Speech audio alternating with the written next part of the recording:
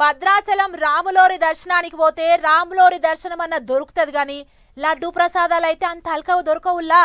దర్శనానికంటే ప్రసాదాల కన్నే లైన్ల నిలబడాల్సి వస్తుంది. అవు మరి టోకెన్లు తీసుకునేటి కాడ లైనే, తీసుకునే టోకెన్లు ఇచ్చి ప్రసాదాల కాడికి పోతే ఆడాలైనే.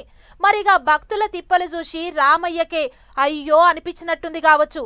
ప్రసాదాలు తీసుకునేటి కాడ ఆలస్యం కాకుండేతందుకు గింత మంచి ఇగిరం చేసిండ్లు.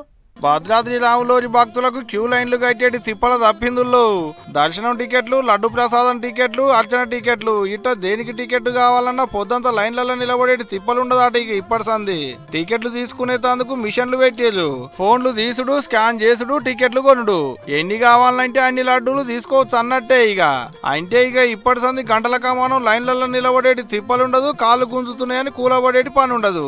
టికెట్ తీసుకున్నాడు, కౌంటర్ కాడికి పోయి ప్రసాదాలు పట్టుకొచ్చుకోడు. రప్ప అయిపోతుంది పని.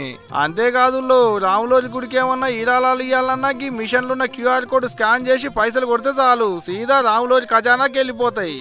మంచి గడియలు చూసి అయ్యవార్లు ముహూర్తం పెడితే శనివారం నాడు గుడి పెబ్బ రమాదేవి మేడం హారతి బట్టి సాల్వ్ చేసింది ఈ మిషన్లను. తొలత మేడమే కొన్నది ఆ మిషన్లకేంచి టికెట్లు. అంటే ముఖ్యంగా లడ్డూ ప్రసాదాల క్యూ అన్ని పెద్దగా ఉండడం, అంటే విశేష దినాలు శని ఆదివారాలు ఎక్కువ మంది భక్తులు వస్తుండడం వల్ల వారికి అన్ని కూడా సేవలు వారి చేతిలోకి అందుబాటులోకి రావాలనే ఉద్దేశంతో మనం ఈ డిస్ప్లేషన్ ద్వారా ఒక కియాస్క్ ఏర్పాటు చేసుకోవడం జరిగింది.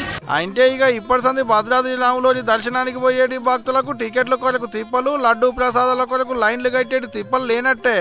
అయితే రాములోరి దర్శనానికి వచ్చేటి భక్తులు పడుతున్న తిప్పలు చూడలేక ఓ బ్యాంకోలు చేసిన ఇగ్రం ఇది. గుడి అధికారులు కూడా అంతే, భక్తులకు తక్లీఫ్ లేకుండా చేయాలనేది అలా ఆపోచన మరి.